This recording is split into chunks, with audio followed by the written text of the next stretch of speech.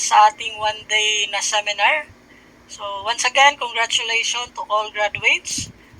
Your dedication, your time is truly reflect your commitment to promoting safety and health in your workplace. So we appreciate your active involvement and also you're eager to learn about occupational safety and health. So as your host, thank you again. Daghang salamat sa mga Bisaya dira, and may this milestone motivate your continue advocating for a strong culture of safety and excellent in your respective workplace and also communities.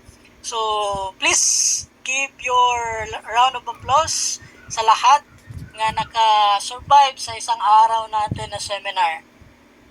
Kahit nasa virtual lang tayo. So once again, congratulations, and we wish you continued success on your safety journey. So you are now acknowledged as a safety officer in the Occupational Safety and Health and also the Department of Labor and Employment. So congratulations everyone, and now proceed na tayo dito sa ating live graduation.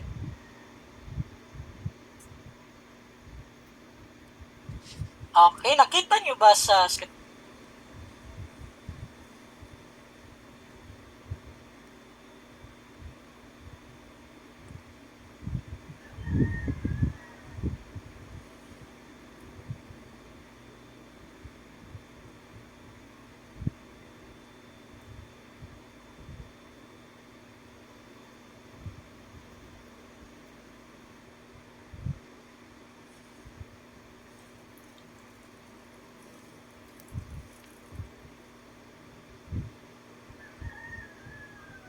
Let's move on to the live graduation, safety officer.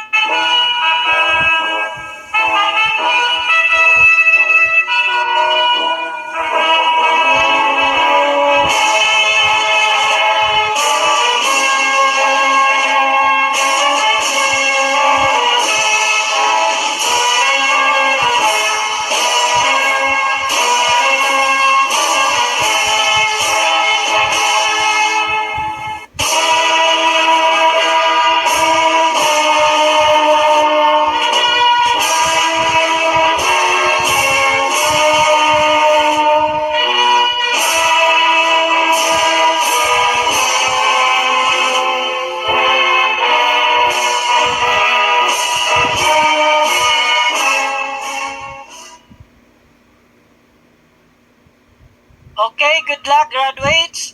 Lahat tayo dapat maging OS champion. Congratulations, everyone. Thank you. Thank you for your time and ingat po kayo sa pag-uwi. Thank you so much.